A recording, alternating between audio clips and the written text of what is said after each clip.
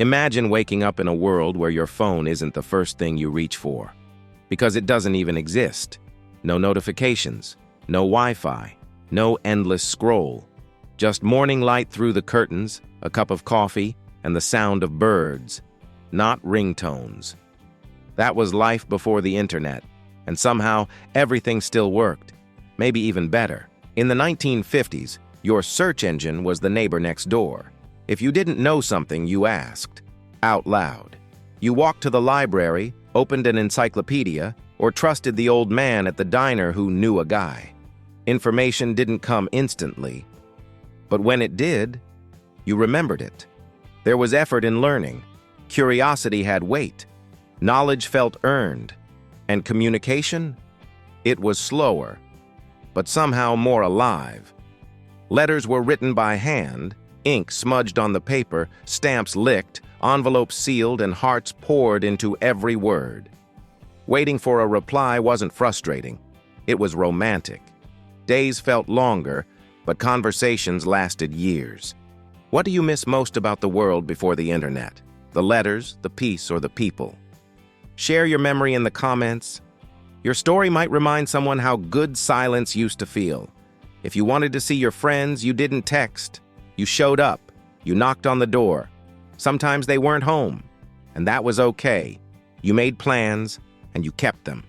No typing, bubbles, no unread messages. When you talked to someone, you really looked at them. Boredom existed too, and that was a gift. Because boredom created imagination. Kids built forts, climbed trees, made up games with sticks and bottle caps. Adults read newspapers, wrote in journals, talked to strangers at bus stops.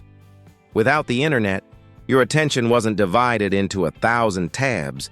It was right where you were. And news? It came once a day, delivered to your doorstep, printed in black and white, with yesterday's headlines and today's coffee stains.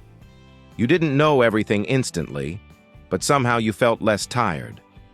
The pace of life was slower, and because of that, it was richer. You weren't online, you were present. Radio and TV were the only screens, shared experiences, not personal feeds.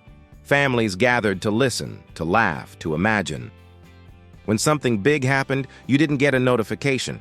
You got neighbors on your porch talking about it. Community wasn't a comment section, it was a living room.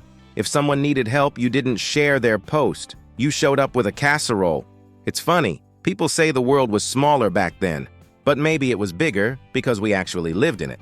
Today we have access to everything, but we've lost the feeling of enough. We know more people than ever, but talk to fewer of them.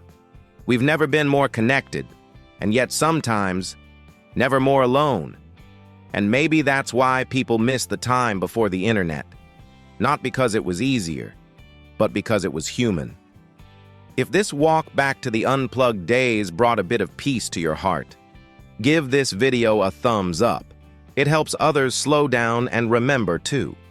And don't forget to subscribe to Yesterday Lives, where we keep the memories of the offline world alive, one story, one moment, and one quiet morning at a time. Because yesterday never really left. It's just waiting for us to log off long enough to find it again.